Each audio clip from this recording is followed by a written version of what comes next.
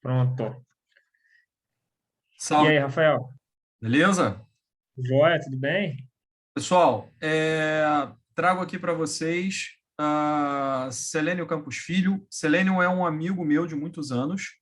A gente se conheceu no Kung Fu. Selênio foi meu aluno quando ele era adolescente. Hoje, Selênio é médico da Confederação Brasileira de Voleibol. Mais especificamente, ele atua no departamento de nutrologia, né, da CBV, né? É um médico nutrólogo que colabora lá com a preparação física, com os atendimentos médicos, com a avaliação nutricional de todos os nossos atletas e por aí vai. E hoje ele, de muito bom grado, aceitou palestrar aqui para a gente. Ele vai fazer uma palestra bem completa, falando exatamente como está aí alimentação, saúde, rendimento no futebol, no voleibol, perdão. E vai apresentar aqui para a gente uma pegada desde essa questão dos conhecimentos básicos de biologia até chegando ao treinamento desportivo, suplementação e por aí vai, tá? Então, acho que é um conhecimento muito rico, tem bastante informação para vocês, muita coisa aí bacana, tá? Exatamente porque também é muita coisa. Ele vai se posicionar de uma maneira muito sucinta, então fique claro para você. É impossível a gente esgotar esse assunto, entendendo que você vai sempre buscar esse conhecimento para complementar ainda mais a sua formação, ok? Isso é muito importante. Então, Selene, muito obrigado. A turma é sua. Fica à vontade, amigo. Obrigado, Rafael. Como o Rafael disse, eu sempre fui apaixonado por luta, comecei a fazer esporte muito cedo também, sempre fui apaixonado por esporte, comecei com Kung Fu, foi minha primeira... Na verdade, eu fiz capoeira com 6 anos de idade, mas eu não tinha nem ideia do que eu estava fazendo direito. E o primeiro esporte que eu fiz foi Kung Fu, fiz durante muitos anos, depois eu fiz boxe, fiz Muay Thai, Jiu-Jitsu, entre outros esportes, e depois, quando eu entrei na faculdade de medicina, eu fui me guiando para a área de medicina esportiva e descobrindo a nutrologia, que também acabam sendo especialidades muito novas. Fiz pós-graduação em medicina esportiva e nutrologia, e hoje eu trabalho como nutrólogo. Antes eu entrei em 2019, estagiei em 2014 na Confederação Brasileira de Vôlei, comecei a trabalhar em 2019, efetivamente, como médico do esporte, e a partir de 2020 como nutrólogo mesmo da Confederação Brasileira de Vôlei. E atuo também tanto na parte de nutrologia clínica quanto na parte de medicina esportiva clínica dos atletas. E hoje eu vou falar para vocês, como o Rafael apresentou, eu vou falar sobre alimentação e saúde e rendimento no voleibol. Vou pincelar mais a parte da saúde, que, por mais que seja muito importante, no caso aqui é o que seria menos importante para vocês saberem no momento, tá? Vou ser mais sucinto. Mas como eu acho importante citar e falar, eu vou falar. Então, vamos começar. Primeira coisa, eu não sei o quanto, porque parece que são de períodos variados, eu não sei o quanto vocês entendem de fisiologia esportiva, mas é muito importante saber sobre o metabolismo energético do esporte que você vai trabalhar para você entender as complexidades e as necessidades daquele esporte. Então, se você entende como funciona a demanda de energia daquele esporte, você vai entender como você vai abastecer em combustível aquele atleta ou até como aquele corpo precisa estar, como vai ser a composição corporal dele, tá? Então, sabendo, entendendo isso, por isso que eu falo, a base é o mais importante para qualquer função que você fizer. Então, saber fisiologia é a base da educação física. A fisiologia esportiva, ler o Costil, eu gosto mais do Costil do que fisiologia esportiva, acho muito bom, mas tem outros diversos livros, o Macardo, que é fantástico, tem o Scott Powers. Então, aquele é a Bíblia que você tem que saber. Você entendendo aquela fisiologia, você vai entender todos os processos que acontecem no corpo e saber como atuar neles, tá? E é a mesma coisa aqui na parte de nutrologia e nutrição esportiva. Eu entendendo isso aqui, eu vou entender muito mais fácil o que eu vou falar depois para vocês, tá? Então, a gente tem basicamente 3 formas grandes do nosso corpo conseguirem energia, né? 3 sistemas energéticos. Lógico que você tem aqueles ATPs que ficam jogados pela célula, que a gente vai utilizar sem usar sistema energético, mas os outros meios de formar ATP são esses. Você tem o anaeróbico, que no anaeróbico são 2 anaeróbicos, o alático e o lático, e você tem o sistema aeróbico, tá? Um sistema é um sistema imediato, de energia imediato, tá? Esse aqui eu não botei referência nessa coisinha, porque fui eu que fiz, tá? Então, o sistema de energia imediata é aquele que é mais rápido, é aquele que chega logo para o seu atleta, é a explosão máxima, é a força máxima, tá? O sistema que seria o anaeróbico alático. O sistema de energia de curto prazo seria aquele que vai demandar energia não tão imediata, mas rápida, e que vai durar um prazo mais curto, não vai durar muito tempo, tá? Isso, lógico, a gente está falando de prevalência. E o sistema de energia de longo prazo seria aquele que ela demora mais a começar a atuar e vai atuar durante um período de tempo maior, tá? E que seria o aeróbico. Então, vamos lá. Quando eu falo de sistema energético, a primeira coisa que vocês têm que saber e que tem que decorar e não pode sair da cabeça de vocês, eu não estou falando que tal esporte tem só um sistema energético. Todos os sistemas energéticos funcionam a todo momento no nosso corpo. Todos eles funcionam. Só que vão ter momentos que vão ter de predominância um e predominância outro, tá? Então, inicialmente, a gente vê uma predominância muito grande na explosão da fosfocreatina. E aí, esportes que têm uma duração um pouco mais longa, mais do que 10, 12 segundos, aí a gente vê aqui que começa a predominar mais o sistema a fosfocreatina, só para não deixar de falar, é o sistema anaeróbico alático, tá? Pois não produz lactato no metabolismo dele. Eu vou explicar depois por quê. Aí, depois da fosfocreatina, você começa a usar o anaeróbico lático, que produz lactato, que é através da glicose ou glicogênio, que a gente pega essa energia.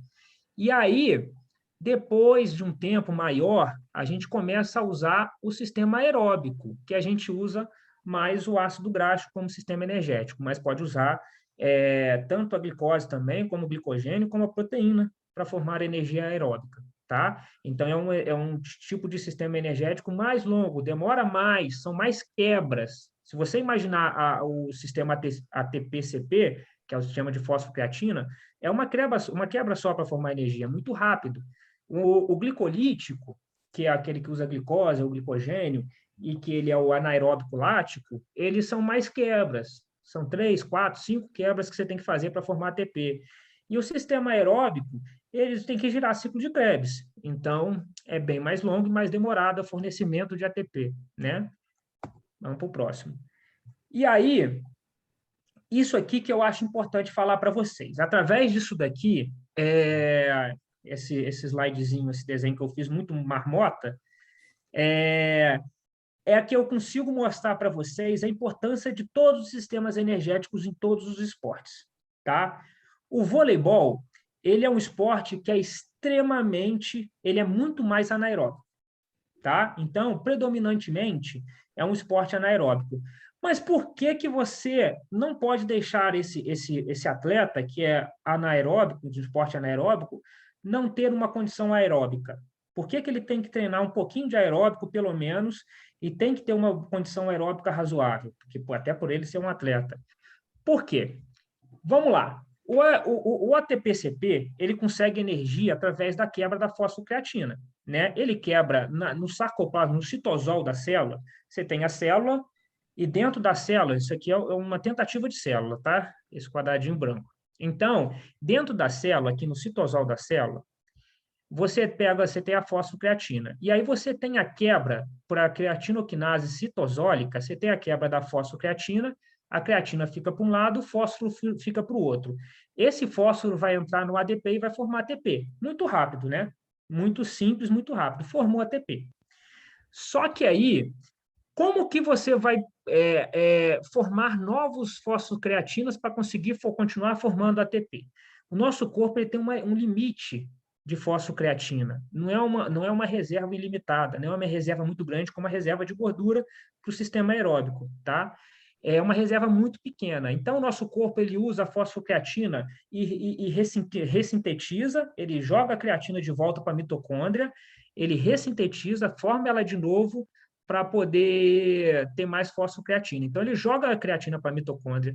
Dentro da mitocôndria, a creatinoquinase mitocondrial pega mais um fósforo, tira um fósforo do ATP, então gasta um ATP aqui, para jogar na creatina e formar mais uma fosfocreatina. Então, você teve aqui o uso da fosfocreatina, a fosfocreatina pegou o fósforo da creatina e a creatina ficou sozinha, e depois você pegou a creatina na mitocôndria e colocou de novo o fósforo nela para gerar a fosfocreatina de novo. Aí você fica pensando, que loucura, nosso corpo tira o fósforo para formar um ATP, mas gasta um outro ATP de novo. Mas por que ele faz isso? Porque isso aqui é um meio rápido de conseguir energia.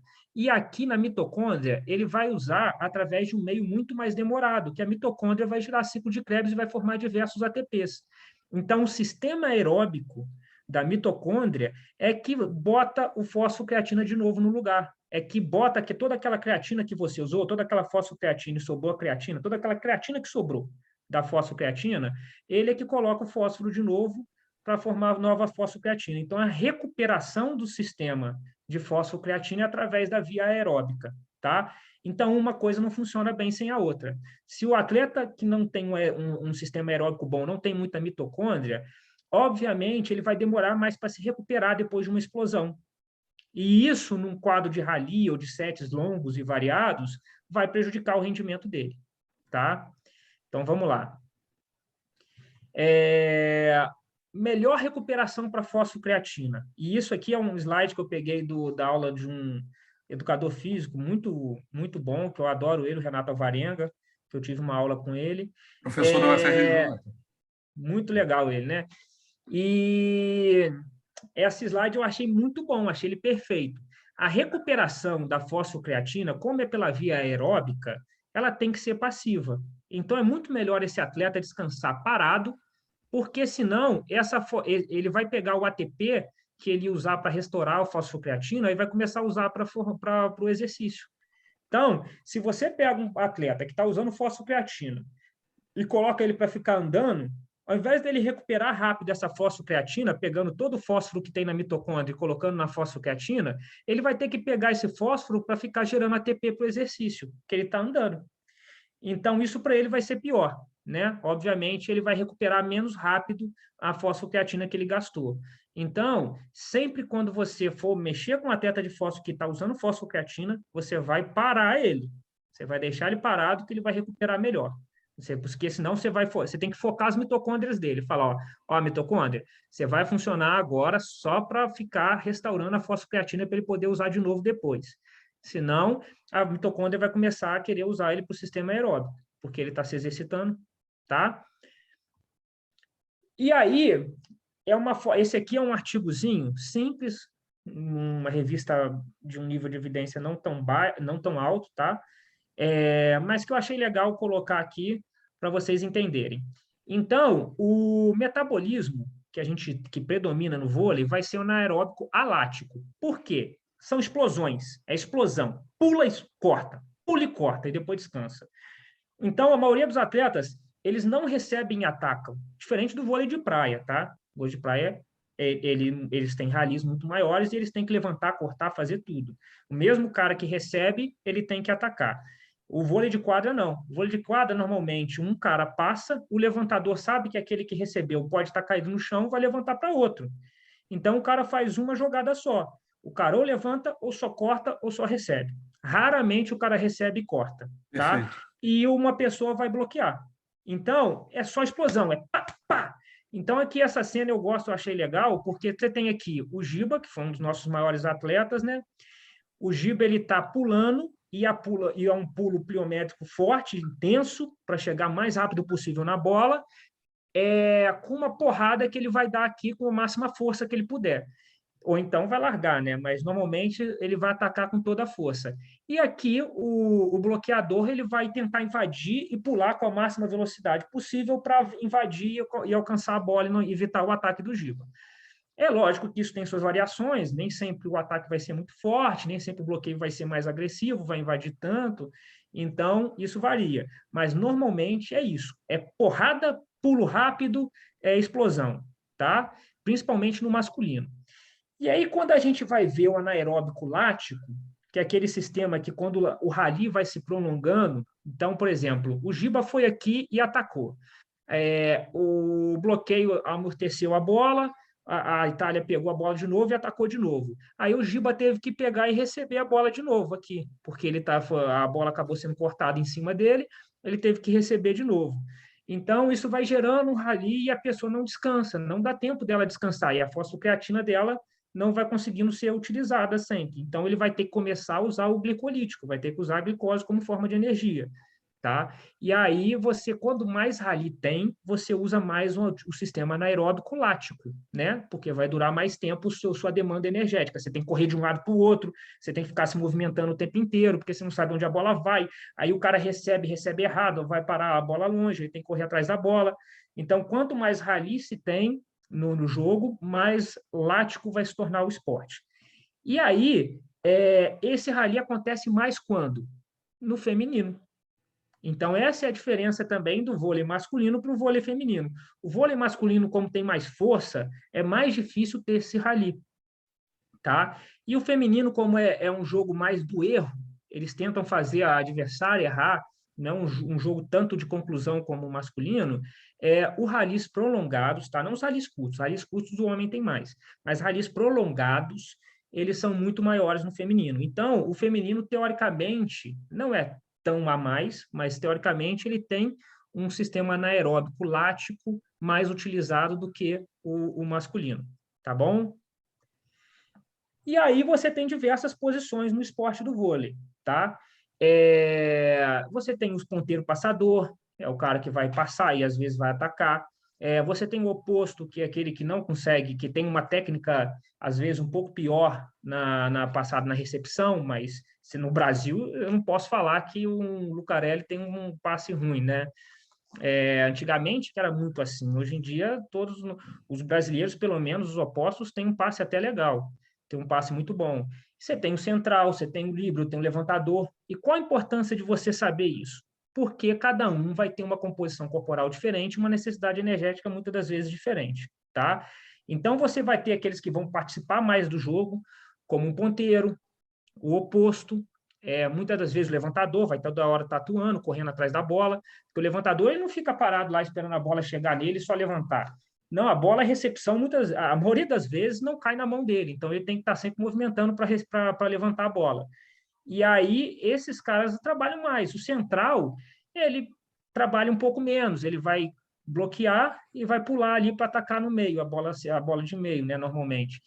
Então, assim, essas demandas não variam muito no vôlei, tá? O que varia mais para o líbero, que o líbero não vai atacar, só vai ficar correndo atrás da bola, né? Mas entre eles não varia muito, mas tem sim uma demanda maior de uma posição ou outra. Agora, uma outra coisa que acontece mais no feminino do que no masculino, pelo menos eu percebo isso na minha prática clínica, é que o central tem uma composição corporal com um pouquinho mais de gordura do que as outras posições, tá? Os centrais eles são mais estáticos, eles não se movimentam tanto, então a composição corporal deles nem sempre são composição corporais que eu vejo normalmente serem com percentual de gordura mais baixo, mas principalmente no feminino, tá? No feminino o feminino já tem uma composição corporal muito mais difícil, controlar a composição corporal das meninas é bem complicado, tá? É um debate, é uma confusão todo ano, mas principalmente as centrais costumam ser. Mas também não é assim, não. A gente tem o Isaac, que é um central nosso, que, pô, o cara é sequíssimo, puro músculo, percentual de gordura baixíssimo, tá? Não lembro exatamente, mas algo 6, 7%. Vamos lá. E aí eu introduzi com o vôlei para poder vocês entenderem o sistema energético, para entender como que eu vou usar os nutrientes para esses atletas, tá? Então, a gente tem 3 macronutrientes que são importantes na dieta de qualquer pessoa, tá? Você tem o carboidrato, você tem as proteínas e tem as gorduras ou os lipídios, tá? Todos eles têm uma importância grande na nossa dieta. Nenhum é vilão, nenhum é mocinho, tá?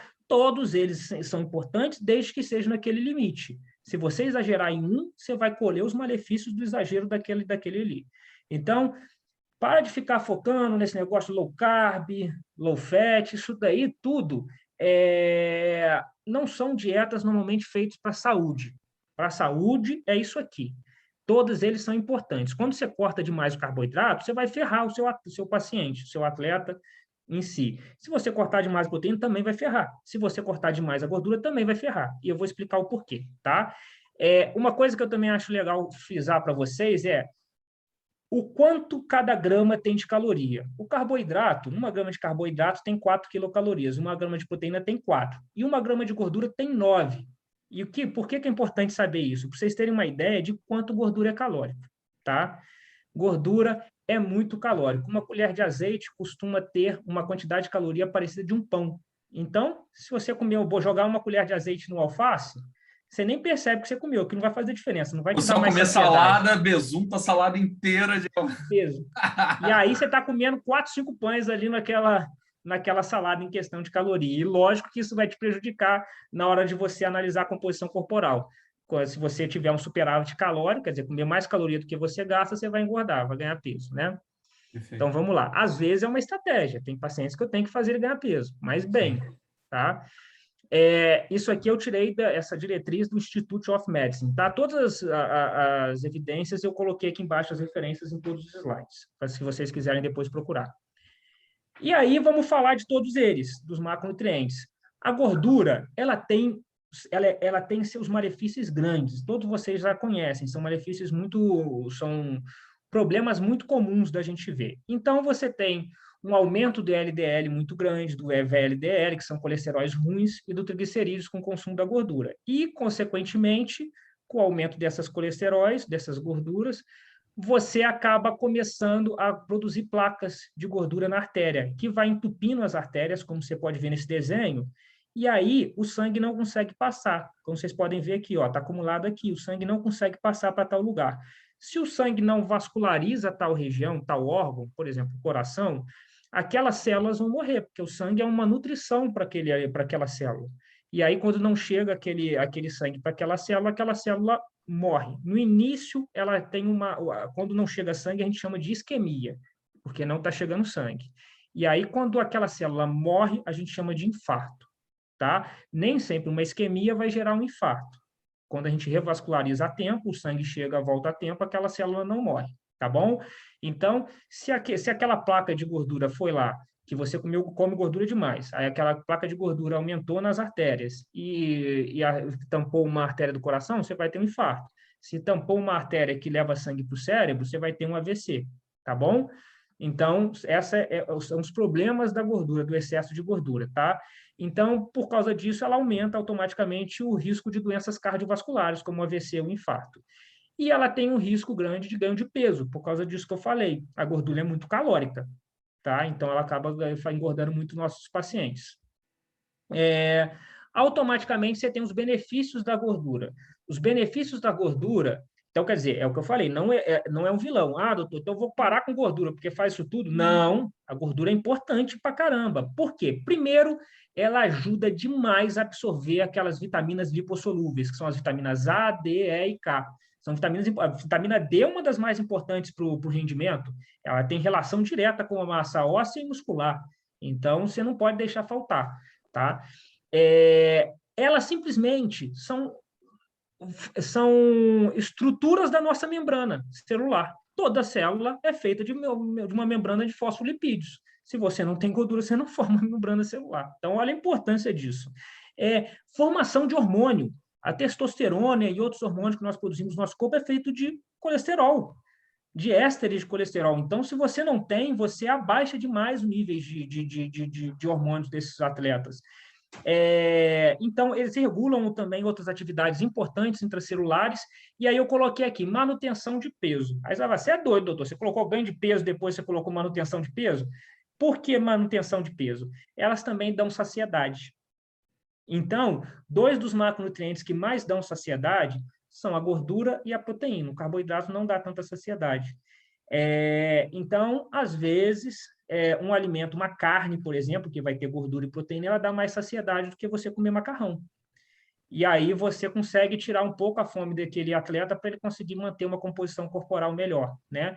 Então, isso tudo você tem que pensar quando você vai montar uma dieta, um planejamento para esse atleta, saber se ele está comendo bem ou mal, tá? Então, a gordura também pode ajudar a gente no controle do peso. E aí você tem a gordura. Isso aqui é uma coisa que eu acho muito importante frisar com vocês, até por questão de desmitificar alguns mitos, tá?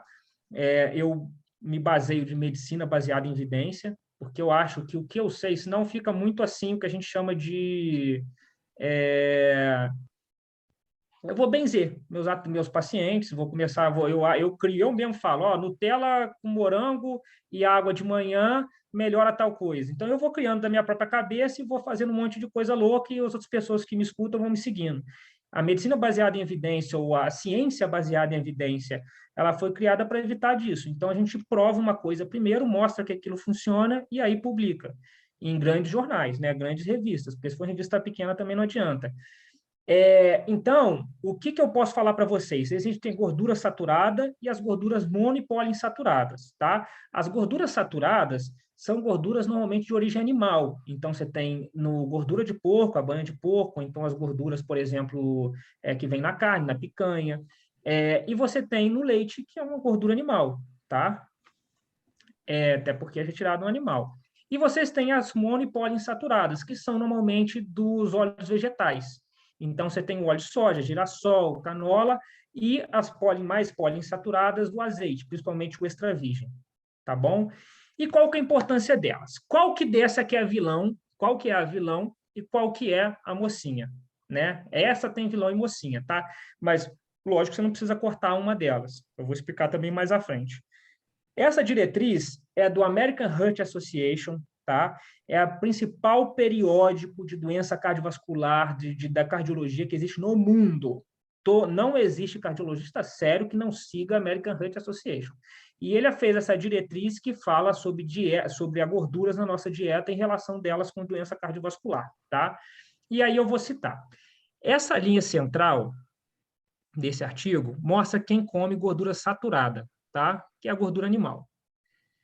E aí, quando você troca, tá? Quando você faz a troca da gordura saturada por outras gorduras na dieta, eles foram verificar o índice de mortalidade.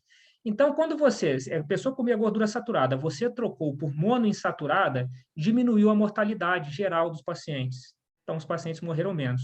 Quando você troca a gordura saturada por gordura poliinsaturada, também diminui a mortalidade dos pacientes. Quando você troca pela gordura trans, que é uma gordura modificada, era uma gordura saturada que eles tentaram transformar em gordura poliinsaturada, você aumenta a mortalidade geral dos pacientes. Então, a única gordura que consegue ser pior do que a gordura saturada é a gordura trans. Agora, quando a gente fala de doença cardiovascular especificamente, também, olha, se você fazer mono e poliinsaturada, diminui mortalidade, a gordura trans piora. Você vê esse aspecto em todas elas, em doenças neurodegenerativas, em mortes por causa de doenças respiratórias, só não vê com relação a câncer, mortalidade geral por câncer, que a gordura saturada aumenta a mortalidade de todos os pacientes com câncer comparado com as outras gorduras, até aqui a gordura trans, tá? Então, a gordura saturada é pior para a saúde, não pode ser usada como a gordura preferencial. Você tem que comer, ela é importante, mas ela não pode ser usada como sua principal fonte de gordura. Então, se você for cozinhar, use óleo vegetal, a monos e poliinsaturadas, não as gorduras saturadas, como o óleo de coco. Aqui eu vou provar para vocês. Ó, você tem aqui uma tabela que eu peguei dessa sociedade americana, no qual o óleo de coco, vamos ver de que ele é feito, né? Olha só a quanto de poliinsaturada o óleo de coco tem. Pouquinho, ó. Total 2 de poliinsaturadas, total 6. Agora, o quanto ele tem de saturada? 82. Então, um óleo essencialmente saturado. Por mais que pareça vegetal, o óleo de coco faz muito mal. Tá? Então, não usar óleo de coco. Isso aqui é legal só para desmistificar alguns mitos que acabam aparecendo nesse mundo de internet, né? Toda hora alguém fica criando alguma coisa. Essa tabela é excepcional. Né? Então, aqui fala de todas elas. Então, você pode ver que os óleos vegetais, eles são muito mais poliinsaturados do que saturados. Né? Essa regra da saturada e insaturada, Ela vale tanto para alimento quente quanto temperatura ambiente ou frio. Sim, com certeza, porque não satura e não desatura por causa disso. A única diferença é que o azeite ele tem uma temperatura de ebulição menor do que o óleo vegetal, que o óleo de soja, por exemplo. E aí, quando você faz frituras muito longas, você começa a liberar substâncias cancerígenas. Não é que ele se vira saturada. Ele não vira saturada, ele continua sendo poliinsaturada, um pouco de mono e mais poliinsaturada. Mas, essencialmente, o problema ali é que ele entra em ebulição mais cedo, e aí, se ele ficar em ebulição durante muito tempo, ele começa a liberar substância cancerígena. Então, o azeite Perfeito, é perfeito para você fazer cozimentos rápidos, frituras rápidas. Frituras perfeito. mais longas, aí não fica tão legal, Excelente. tá? E aqui mostra a diretriz de dislipidemia, é a diretriz brasileira de dislipidemia, e ela fala o quanto que a gente tem que comer de cada um. Então, gordura você tem que comer de 25% a 35%, então é igual aquilo que eu mostrei para vocês do Institute of Medicine. Não varia 1%, 5% a mais, para menos de um instituto para o outro. Mas é basicamente isso. Então, você tem que comer tudo. Olha a quantidade de carboidrato que eles pedem, 50% a 60%. Low carb você faz muito menos de 40%. Low carb é menos de 40%, mas normalmente as pessoas fazem very low carb, elas fazem 10% de carboidrato, é uma doideira. E aí você tem, aqui, está falando, você tem que comer ácido graxo saturado, você tem que comer ácido graxo saturado, você tem que comer gordura saturada, mas tem que ser uma quantidade bem limitada, menos do que 10, tá vendo? E tem que comer uma quantidade de fibra importante na nossa dieta. Então, isso aqui é só para mostrar para vocês. E qual a relação da gordura com o rendimento? Gordura, como eu falei, ela é importantíssima para formar hormônio, né? Por causa do éster de colesterol. E aí, quando você olha aqui, quando você está com um volume altíssimo de treinamento, esse paciente, o ideal é que consumisse um pouco mais de gordura para manter o volume de testosterona ideal do homem. Tá? Olha como você pode afetar se você cortar a gordura de um atleta. Se você cortar a gordura da dieta de um atleta, você pode afetar diretamente na testosterona, que é o principal hormônio que faz a diferença dele ser um atleta mais forte, com um rendimento maior. Vitaminas lipossolúveis, como eu falei, a vitamina D é importantíssima para a formação muscular e óssea, então quando você deixa de comer gordura, você acaba diminuindo a absorção dessas vitaminas lipossolúveis. E aqui está falando que a ingesta recomendada, se o volume for muito alto de treinamento, é muito maior do que a normal, pode chegar até 50% da sua dieta ter que ser. Raramente é, tá? Normalmente a gente fica entre 30% e 35% de gordura no máximo, quando o volume de treinamento é muito, muito alto. E aí você tem os carboidratos. A gente tem os carboidratos simples, que são os carboidratos que aumentam o índice glicêmico, que aumentam a glicose mais rápido no sangue, vamos dizer assim, tá? E você tem carboidratos complexos, que eles são mais ricos em fibra também, eles têm mais moléculas de carboidrato, então para que mais moléculas de glicose ou frutose, outras em si, e para quebrar demora mais um pouco, com isso a glicose também aumenta mais devagar. E aí, o carboidrato tem centenas de benefícios, tá? Se a gente está falando de um esporte anaeróbico, se a gente está falando de esporte de força, a gente usa o sistema glicolítico. E quem vai fornecer a glicose e o glicogênio para o sistema glicolítico é o carboidrato, essencialmente. Então, é muito importante. Para vocês para quem gosta da dieta low carb, de acordo com a OMS, você não pode fazer uma dieta com menos de 130 gramas de carboidrato. A dieta de cetogênica, ela pede para a gente fazer menos de 50 gramas de carboidrato. Explica para quem não sabe o que é cetogênica. É uma dieta que tem como objetivo não deixar o paciente pegar energia através da glicose e conseguir, através da cetose, formar essa energia. Então, você corta o carboidrato do atleta, do paciente, para ele não ter aquela forma de energia, de formar energia da glicose. Isso é absurdo, porque a glicose é o principal combustível para o sistema nervoso central. Então, quem faz dietas muito restritivas de carboidrato, como essa cetogênica, as low carbs, very low carbs, elas são dietas que normalmente o paciente altera o humor, fica mal, fica com dor de cabeça, fica pior nesse lado, no aspecto de sistema nervoso central. Se for atleta, pior ainda, né? Pior ainda, piora o rendimento constantemente. Ela fornece o maior rendimento de ATP por volume de oxigênio. do que qualquer outra fonte. Por quê? Você tem que pensar que a glicose ela não é usada só para metabolismo anaeróbico glicolítico. Ela vai ser quebrada para formar ATP e ela vai formar lactato, ou vai se formar o piruvato, que vai virar ácido lático e depois lactato. Mas esse piruvato que é formado depois da quebra da glicose, ele pode entrar no ciclo de Krebs, ou o próprio lactato que está circulando no sangue pode voltar para dentro da célula e entrar no ciclo de Krebs, girar o ciclo de Krebs e formar ATP através da energia aeróbica.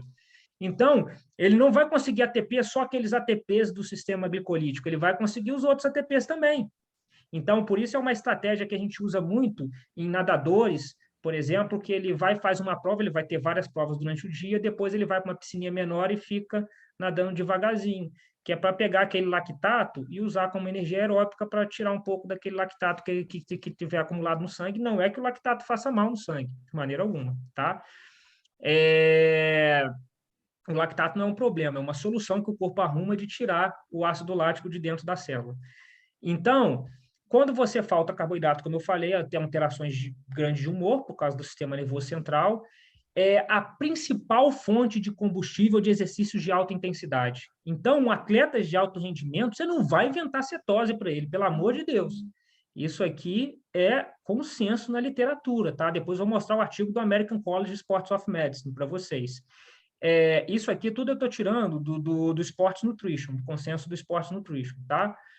E a utilização pode ser tanto pela via anaeróbica quanto pela via oxidativa, que eu falei para vocês aí, o sistema aeróbico, tá? E qual que é o malefício do carboidrato? Carboidratos refinados podem fazer com que você aumente o índice glicêmico e aumentar a chance no futuro de um paciente ficar diabético, por exemplo. O aumento de carboidrato, ele também pode ter relação direta com o aumento da mortalidade, como eu vou mostrar para vocês, mas de carboidratos refinados, tá? O que é importante vocês saberem, o carboidrato, ele não dá muita saciedade. Então, você come um bolo, daqui uma hora você está com fome de novo. Você come um macarrão, daqui uma hora você está com fome de novo. Então, você acaba consumindo muito. E as nossas dietas, elas são ruins. O carboidrato virou um vilão, porque a gente não segue a diretriz de 40%, 45% até 60% de carboidrato na dieta. A gente come 80% da nossa dieta de carboidrato. E isso, com certeza, traz consequências muito ruins, como diabetes, como ganhar peso. O ganho de peso é muito grande porque esse alimento não dá tanta saciedade como a proteína ou a gordura. Então, você fica sempre cada vez consumindo mais, come mais chocolate, com Coca-Cola, com não sei o quê, e aí você vai consumindo mais e mais e mais, não vai te saciando, você vai continuar comendo e engorda muito. Recomendações de carboidrato, tá? Quais são as recomendações importantes de carboidrato de acordo com a diretriz brasileira, principalmente da Sociedade Brasileira de Diabetes? Tá? Isso aqui eu tirei da Sociedade Brasileira de Diabetes, esqueci de colocar. Você sempre tem que dar preferência para carboidratos com fibra, tá? Então, você vai dar, ao invés de comer um arroz, você come um arroz integral, ou então você come uma batata doce, você come um inhame, que tem mais fibra, uma mandioca, tá? Ou aipim. Sempre dá preferências para esses carboidratos que têm mais fibras, com compostos bioativos e ricos em vitaminas. Então, na fruta, você tem muito mais vitamina. Então, você tem que procurar esses alimentos que são mais ricos em vitamina que tenham carboidratos. Nunca diminuir o consumo de carboidrato a custo de gordura saturada, mas carboidratos ricos em fibras, tá? E aqui, para você ter uma ideia, sempre essas pessoas que gostam da dieta low carb, eles usam o estudo Pure como desculpa para fazer low carb. Eles falam, o estudo Pure mudou isso daí, mudou a ideia. Sempre as pessoas, por isso que é importante você ler o artigo, não acreditar só que as pessoas te falam. O estudo Pure, ele fez uma comparação de aumento de mortalidade com pessoas usando carboidrato ou diminuindo o consumo de carboidrato. Só que ele comparou dietas de 67% a 77% de carboidrato. Então, é uma high carb, não é uma dieta normal carb, com dietas que são low carb. E ele percebeu que quem consumia essa quantidade de carboidrato muito grande aumentava a mortalidade. Mas aí não é nos padrões ideais, não são os padrões. Ele não fez uma comparação de uma dieta normal carb, uma dieta com uma quantidade de carboidrato dentro dos padrões preconizados. Tá? Então, esse é um viés muito grande desse estudo Pure, que ficou muito famoso e aí começou a entrar na moda da dieta low carb para todo mundo, tá? Esse aqui, publicado no Lancet, que é um dos principais periódicos de medicina do mundo, dos mais importantes, mostra que uma dieta alta ou baixa de carboidrato aumenta a mortalidade. Então, é uma curva em U. Se você come muito pouco carboidrato, morre muito. Se você vai comer na quantidade ideal, vai diminuindo a mortalidade. Mas se você começa a comer muito, também você começa a morrer muito. Então, é uma curva em U. Tanto baixo carboidrato quanto alto carboidrato vai aumentar a mortalidade, tá? Então, fala que a gente tem que consumir bastante cereais integrais, da preferência dos carboidratos com fibra, que são os integrais, e, de acordo com a diretriz da Sociedade Brasileira de Diabetes, uma dieta low carb ou uma dieta padrão não tem diferença de você ficar com diabetes mellitus ou não. Então, não adianta você restringir carboidrato, que você não vai diminuir a chance daquele paciente de restringir com relação a uma dieta normal carb, não high carb. Então, não adianta você pegar uma pessoa que come carboidrato no nível normal, nos níveis preconizados, e tirar totalmente o carboidrato dela, que você não vai diminuir a chance dele ficar diabético no futuro, tá bom? Isso aqui eu, sem querer, esqueci de tirar, desculpa. Então, vamos lá. Essa aqui é uma outra do American Heart Association mostrando a mortalidade. Então, aqui você tem pessoas, da mesma forma que eu falei, que consomem gordura saturada nessa linha do meio. Quando você fala de mortalidade, quando você troca por monoinsaturada diminui, poliinsaturada diminui e gordura trans aumenta. E quando você fala de carboidratos refinados, como o açúcar, você aumenta a mortalidade. Então, trocar gordura saturada por açúcar é pior para a saúde. Você aumenta a mortalidade. Agora, se você troca a gordura saturada por carboidratos de grãos com integrais, você diminui a mortalidade. Então, não é bem que o carboidrato é vilão. O carboidrato não é vilão. Se você comer refinado, sim, ele pode ser um vilão, tá? Principalmente se for exagerado. O que eu quero mostrar para você é que não existe vilão, não existe mocinho vilão, existe a quantidade ideal que você tem que comer. Você sempre tem que ter um critério. Em exagero, em a menos, sempre você vai ter vai ser prejudicial para a sua saúde. Tá? Isso aqui é só para vocês entenderem que o piruvato pode entrar aqui no ciclo de Krebs e formar ATP, então vocês já devem estar careca de saber, a maioria de vocês, né? Já devem ter dado fisiologia esportiva. Aqui é mais nuevamente a recomendação. Quando a gente fala, desculpa, quando a gente fala de carboidrato, tem alguma observação em relação a esse papo que tem se falado hoje de pão com glúten, pão sem glúten, pão artesanal? Tem alguma observação sobre isso? Não, só se o pão for integral ou não. O glúten é outro mito que se criou, que o glúten é uma proteína péssima. É uma proteína de valor biológico baixo. Não é tão rica de valor biológico, não tem tantos aminoácidos bons quanto as outras proteínas. Mas o glúten, ele não faz mal para a saúde, não precisa retirar o glúten. Só se a pessoa tem alergia, né? Tem intolerância ou doença celíaca, tá? Beleza. Que aí são casos mais graves. Perfeito. O glúten é importantíssimo, é bom para a saúde, como todos os alimentos. O pão integral tem lá sua vantagem ou desvantagem? Tem sua vantagem por ter grão, todas as vezes que você coloca grãos, fibras, toda vez que você coloca fibra num carboidrato, você melhora, você diminui o índice glicêmico daquele alimento, você diminui um pouco a absorção daquele alimento, porque a fibra a gente não absorve ela por inteira, né? Não absorve ela. Então, é importantíssimo. Todo alimento, carboidrato rico em fibra é importante para a nossa saúde. Perfeito. Entendeu? Então, aqui fala, carboidratos, aqui eu tirei da diretriz da Sociedade Brasileira de Diabetes, tá? Para diabético, tá falando para comer 45% a 60% de carboidrato na dieta. Olha só, a Sociedade Brasileira de Diabetes fala para os diabéticos comerem 45%, 60%. Não fala para comer 10%, 5%, 30%, tá? Então, fala para limitar a sacarose, que são os glicêmicos mais altos e estão presentes também muito no açúcar refinado. Tentar dar preferência para frutas, para principalmente conseguir as vitaminas e minerais legais.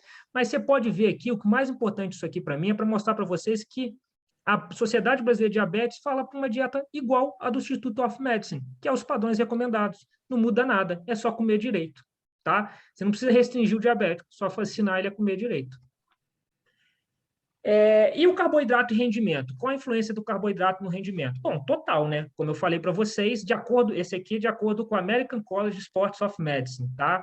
Nesse consenso dele de nutrição e athletic performance. melhora demais o rendimento em exercícios prolongados de alta intensidade, tá bom? Não faz diferença o índice glicêmico nem a carga glicêmica do carboidrato que você vai comer para o seu rendimento.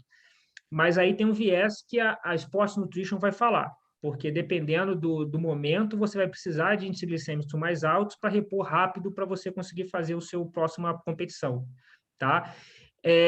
O consumo de energia advinda, principalmente do carboidrato, é importante para poupar o uso de aminoácido. Olha só, a gente está falando de esporte de força, de explosão, de porrada. Aminoácido é a proteína, é que faz formar músculo. Se você depleta todo o seu glicogênio durante sua atividade física, o seu corpo vai tentar repor esse glicogênio depois. Você fez atividade física e gastou glicogênio. Ele vai, opa, eu não posso ficar sem glicose e glicogênio.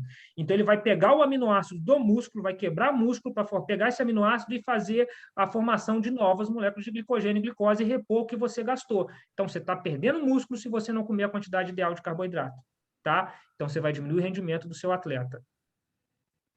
E essas são as recomendações de acordo com a American College of Sports of Medicine para de carboidrato. Então, exercícios de baixa intensidade, que não são exercícios pequenos que a gente fizer, você tem que comer de 3 a 5 gramas de carboidrato por quilo. Isso é coisa pra caramba, tá? Exercícios de moderada, de moderada intensidade, com mais de 1 hora, aproximadamente 1 hora, 5 a 7 gramas de carboidrato por quilo. Quando você está falando daqueles atletas de endurance, que vão treinar 3 horas, vão fazer diversos tipos de treino de corrida, você vai falar de 6 a 10 gramas, tá? E quando a gente fala daqueles atletas com exercício extremo, por exemplo, o Michael Phelps nadava 10 competições no mesmo dia, 10 modalidades lá diferentes, ganhava 8 medalhas de ouro.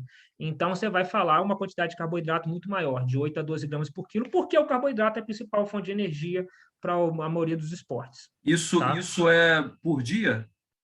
Por dia. Por dia. Grama por quilo por dia. Ah, tá? dia, ok. Grama por quilo por dia. Isso aí é muita coisa. 8 a 12 Sim, gramas de sim, sim. carboidrato por dia, por quilo, é muita coisa, Sem tá? dúvida. Mas são atletas que consomem, por exemplo, na minha seleção, para manter peso da maioria dos atletas, é uma dieta de 5.000 calorias. Para manter o peso, não é para ganhar, não.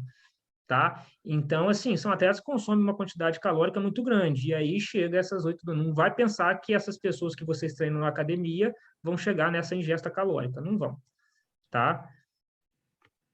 E aí, aqui, com relação a carboidrato e esportes de endurance, tá?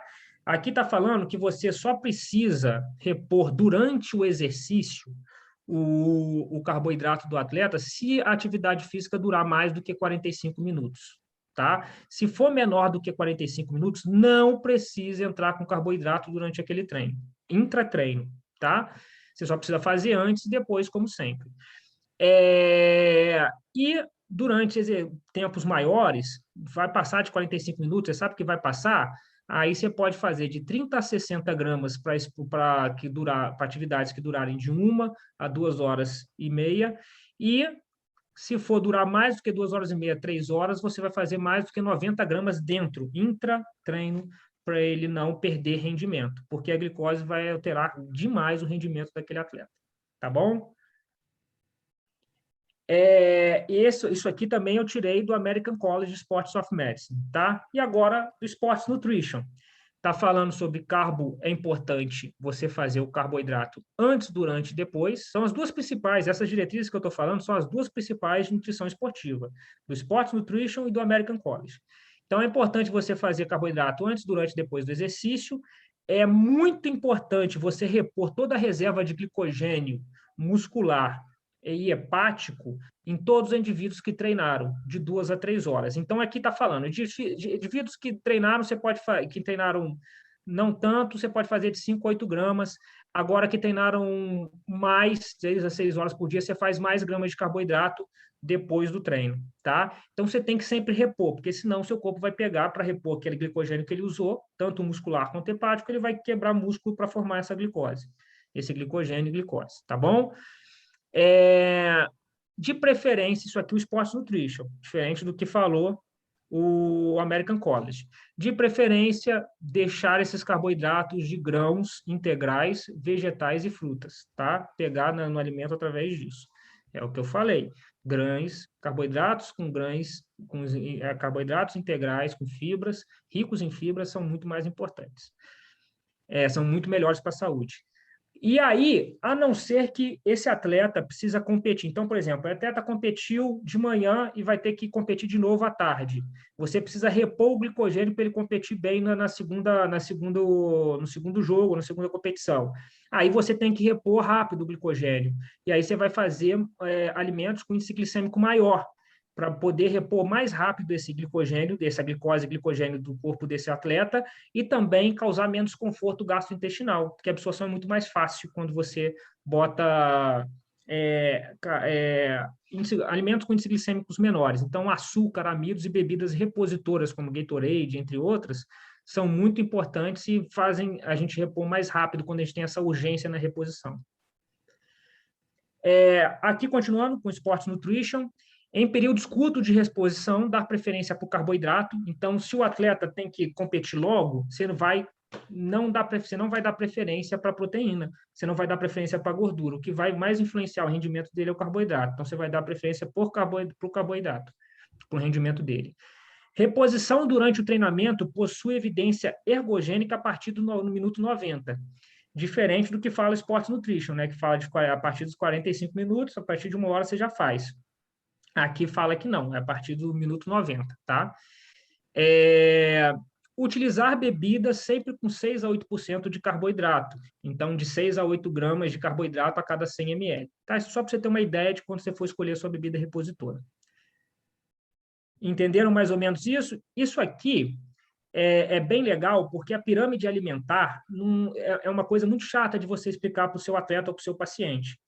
Então, a Universidade do Colorado, na verdade, Harvard já faz isso também, só que o prato não é tão bonito. Eles criaram pratos ideais para o atleta consumir no almoço e no jantar. Tá? Nesse caso, foi especificamente para os atletas, Harvard criou um prato clínico para as pessoas normais. Né? Então, esse seria o prato para quem treina pouco, ou então para quem está querendo controlar o peso, o weight management. Né? Então, você vê aqui, metade do prato tem que ser verduras e legumes, menos que 1/4 vai ser de carboidratos, né? Arroz, o feijão também entraria mais aqui, e 1/4 do prato, um pouquinho mais de 1/4, de acordo com o controle do peso do que necessita o paciente, você vai ser de proteína, né? Carnes e ovos, tá bom? Então, esse é o prato para quem tem um treinamento pequeno, treina pouco, ou então está em controle de peso. Agora, olha como a gente vai aumentando o carboidrato de acordo com a necessidade de treinamento do atleta. Se ele precisar treinar muito, aí não, a gente vai aumentar o carboidrato, porque a glicose é muito importante, o carboidrato é muito importante para o rendimento dele. Então, já vai chegar a cerca de 1/3 de carboidrato, vai diminuir verduras e legumes, e proteína continua sendo 1/4. Isso aqui é da Universidade do Colorado, esqueci de falar para vocês, tá? Eles fizeram para os times olímpicos americanos. Esses pratos foram criados para a equipe olímpica, para o time olímpico americano. E para quem treina muito, o carboidrato chega a ser metade. Olha como aumenta. E o 1/4 fica sendo as verduras e legumes e 1/4 de proteína, tá? Então, de acordo com a necessidade energética, você vai aumentar o carboidrato porque ele é muito importante, tá? Isso aqui é uma via rápida que eu mostro para vocês, que é o seguinte. Por que se criou essa ideia de que fazer atividade aeróbica em jejum perde mais gordura? Quando você não tem glicose suficiente no corpo, quando a sua glicose está menor, por exemplo, aqui está a insulina. Quando você não tem tanta glicose no sangue, porque você acordou em jejum, você não comeu nada, então a glicose não está alta no sangue. Você tem menos insulina. Quando você tem menos insulina, o seu corpo ele vai dar preferência a pegar o ácido graxo, que é a gordura, para usar como fonte energética no sistema aeróbico. Agora, se seu corpo está cheio de glicose, sua insulina está muito alta, o seu corpo dá preferência de usar a glicose como fonte de energia aeróbica, tá? Fazendo todas essas quebras para girar piruvato e girar energia aeróbica. Então, realmente existe uma certa importância, existe uma certa evidência científica nesse fato. Quando você faz atividade aeróbica em jejum, você usa mais gordura do que glicose, porque você não tem glicose para ser utilizado, seu corpo prefere usar gordura, porque você tem muito pouco, senão você entra em hipoglicemia, isso é risco de vida. Então, seu corpo se defende. Mas, no final do dia, se a quantidade calórica for a mesma, não adianta, você não vai perder mais gordura. por causa dessa atividade aeróbica em jejum, porque a glicose que você comer depois, que foi em excesso, que você não utilizou durante a energia, ela vai ser utilizada para o que ficou em excesso, que você não usou para forma energética, deixar bem claro isso, ela vai ser usada para formar triglicerídeos e guardar reserva de gordura. Então, o importante do balanço de ganhar gordura ou não é o balanço calórico. Se você tem um balanço calórico legal, você não ganha gordura, a não ser que sua alimentação seja muito rica em carboidrato e gordura e pouco rica em proteína, tá? Então, eu gosto de desmistificar algumas coisinhas, por isso que eu gosto de colocar essas polêmicas na minha aula, nas minhas aulas. Proteína. Proteína, todos vocês conhecem. Aquele alimento que vai fazer o nosso músculo, né? Todos vocês conhecem muito bem. Olha que loucura. A gente chega a fazer uma dosagens altíssimas para os nossos pacientes de proteína. Olha a recomendação para pessoas gerais de proteína, de quanto deve comer de proteína. É de 0,8 a 1 grama por quilo. Tá? Essa é a recomendação de proteína. Então, você mantém uma composição corporal legal com essa quantidade pequena de proteína. Tá? Só que nós estamos falando em tentar maximizar os ganhos dos nossos atletas. E aí a gente acaba fazendo mais proteína, porque proteína forma músculo. É que nem você malhar e não comer proteína suficiente, é a mesma coisa você contratar o pedreiro e não dar o tijolo, né? Você vai fazer aquelas microlesões musculares e não vai crescer músculo porque você não tem proteína para ajudar a crescer esse músculo.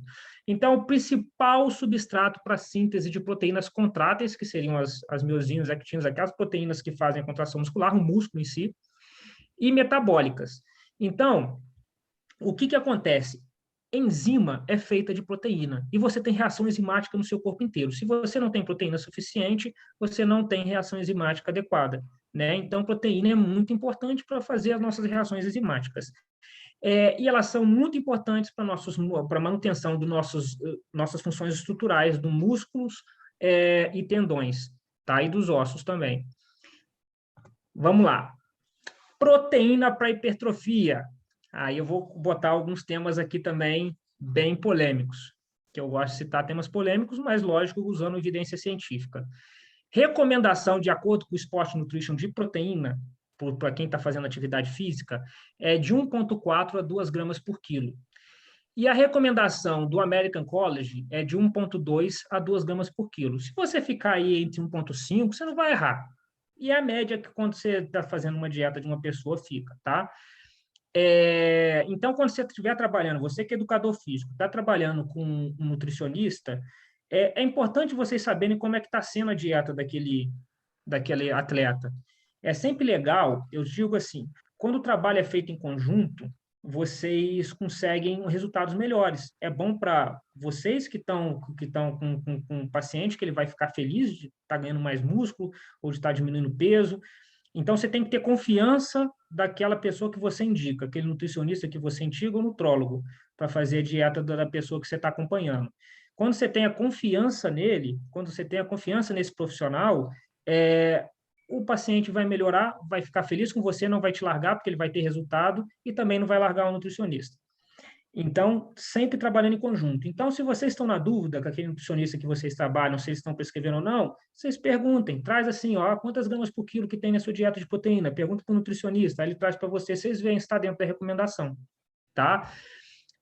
Quando a gente está falando em manter massa magra num período que você está inativo, você não está fazendo atividade física e você está com uma restrição calórica, você está comendo menos caloria do que você gasta, quer dizer, você está tentando emagrecer, você tem que fazer mais de 2 gramas por quilo, tá? É o único motivo de fazer mais do que 2 gramas por quilo de proteína.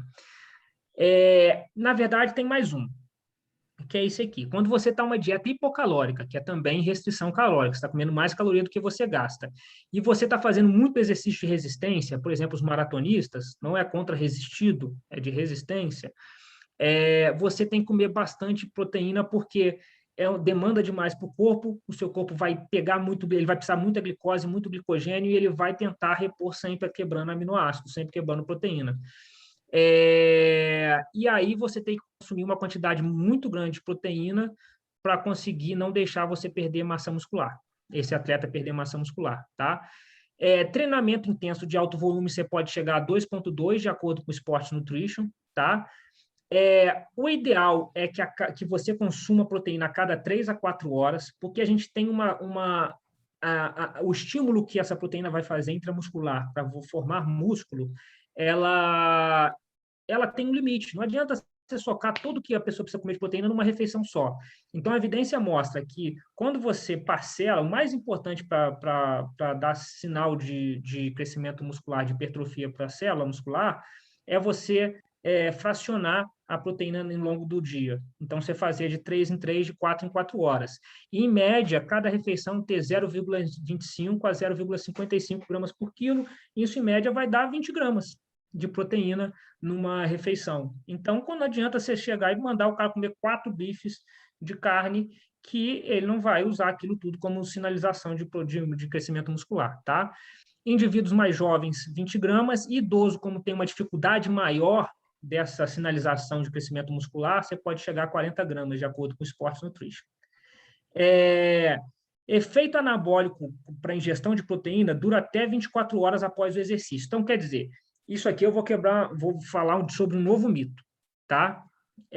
Existe pessoas que acreditam e pessoas que não acreditam que que você comer proteína logo após o treino, melhora o crescimento muscular. E aí eu vou explicar duas coisas para vocês. Nem todos estão errados. O que acontece? Quando você faz musculação, quando você faz um estímulo de hipertrofia para o músculo, você cria uma janela anabólica de um crescimento muscular maior para você comer proteína durante 24 horas. Não é logo após o exercício somente, é durante 24 horas, tá? Mas eu vou te mostrar o porquê que a gente pede para comer pós-treino, logo após treino, e fala que ali é melhor. Então, aqui está falando Sport Nutrition também, que frango dá preferência para frango sem pele, porque vai ter menos gordura, principalmente gordura saturada, que gordura animal é gordura saturada. Peixe, claras de ovos, cortes mais magros de carne, que corte mais magro quer dizer que é corte com menos gordura, que gordura animal é gordura saturada, não é tão legal. Tá? E leite desnatado, porque o leite vai ter gordura saturada. E aí, quando você pega o leite desnatado, é o leite sem a gordura do leite. Tá? Então, olha só. Isso aqui é de acordo com o Sport Nutrition. Esse aqui eu vou ler literal, tá? Embora existem muitas razões e cenários pelos quais o atleta pode optar por suplementar sua dieta com um pós de proteína ou outras formas de suplemento de proteína, essa prática não é considerada um requisito absoluto para aumentar o desempenho das adaptações. Então, quer dizer, não é o Sport Nutrition frisa aqui, cara, não é obrigação. Você não precisa comer a proteína pós-treino, porque você tem essa janela anabólica de 24 horas. Então, não é que seja obrigação, você não tem essa obrigação. Que o mais importante, devido às razões nutricionais, sociais, emocionais e psicológicas, é preferível, que é muito mais importante, que a maioria das proteínas diárias seja consumida pelos atletas, ocorra como parte de um alimento ou refeição. Então, quer dizer, você tem um café da manhã, você tem um almoço, você tem um lanche da tarde, é muito mais fácil você encaixar as proteínas ali, é muito mais importante todas essas refeições terem proteínas, do que você criar uma refeição a mais para ele ter proteína. Isso seria o mais importante. Então, você não pode botar uma proteína pós-treino se você esqueceu de colocar a proteína dele no café da manhã, tá? Por exemplo.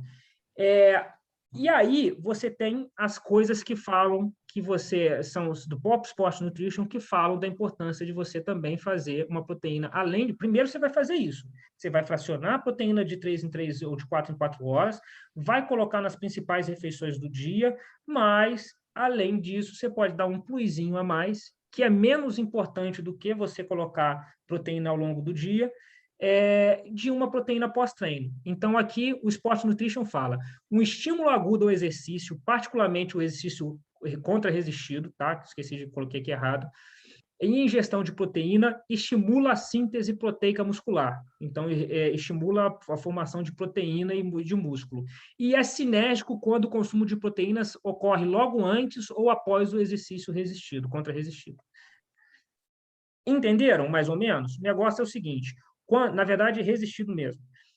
Quando você consome uma proteína logo antes ou logo depois, você tem um estímulo maior, você tem uma janela anabólica um pouco maior ali.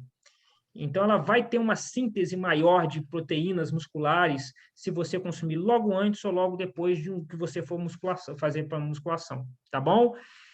Aqui fala também, o período ideal no Sports Nutrition, durante o qual a ingestão de proteínas provavelmente é uma questão de tolerância individual, no entanto, o efeito anabólico do exercício é duradouro, de pelo menos 24 horas, mas provavelmente diminui com o aumento do tempo pós-exercício. Então, quer dizer, ela dura 24 horas, mas quanto mais longe do exercício ela ficar, menor é o efeito anabólico que ela vai ter. Entenderam? Então, é importante você fazer o pós-treino, a proteína pós-treino, mas ela não é o mais importante.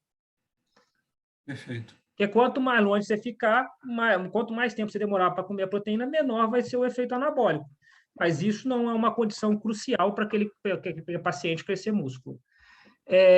Aqui, de acordo com o American College. Então, eu estou mostrando 2 evidências científicas de que a proteína pós-treino ajuda. Tá? 2 evidências gigantes, aqui são diretrizes, tá? São consensos, isso aqui é um posicionamento, é um positive stance da American College Sports of Medicine, que é a principal periódico, a principal revista de medicina esportiva que nós temos.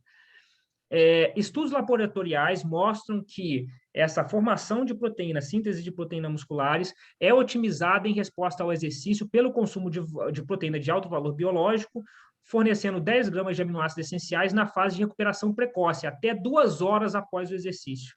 Olha a janela anabólica aí. Até 2 horas melhora mais ainda, tá? Outro parágrafo desse periódico.